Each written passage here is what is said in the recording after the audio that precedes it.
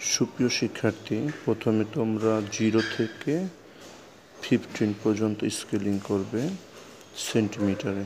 এরপরে পয়েন্টগুলো দাগ দিয়ে মনে রাখবে 1 2 3 4 5 6 7 পর্যন্ত। মিডুলেরটা দিবে 0। তারপরে ডান পাশে 1 2 3 4 5 7 এবং লেফট হ্যান্ড সাইডে হচ্ছে 0 থেকে 1 2 3 4 5 7 এবং উপর দিকে আমরা 0 থেকে 8 পর্যন্ত, 0 থেকে 8 এর উপর থেকে 1 2 3 4 5 6 7 পর্যন্ত স্কেলিং করব। এবার 1 থেকে 1-এ নিচে যে দাগ আছে 1 1 থেকে 1 এবং 2 থেকে 2, এরপরে হচ্ছে 3 থেকে 3, 4 থেকে 4, 5 থেকে 5, 6 থেকে 6 এবং 7 থেকে 7 পর্যন্ত মিলাবো।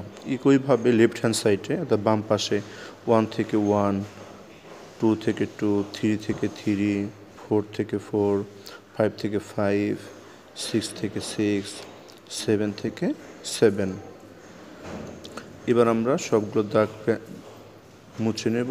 এরপরে আমি প্রত্যেকটা দাগকে ডাবল করছি। হ্যাঁ, এবার বাম পাশে ডাবল করব। তোমরা দেখতে পাচ্ছ কীভাবে ডাবল করছি, তোমরা এটা ফলো করে এইভাবেই করবে। এবার মাঝখানে আমরা একটু ডাবল করে একটা ট্রায়াঙ্গেল অর্থাৎ আয়তাকারের মতো নিয়ে নিচে কিভাবে দিয়েছি তোমরা দেখেছো, উপরে সেম একইভাবে দেব। এবার ঠিক মাঝখানে স্কেল ধরে উপর নিচে স্কেলিং করে নিলাম। এবার নিচে সিঁড়ি দেওয়ার জন্য স্কেলিং করেছি।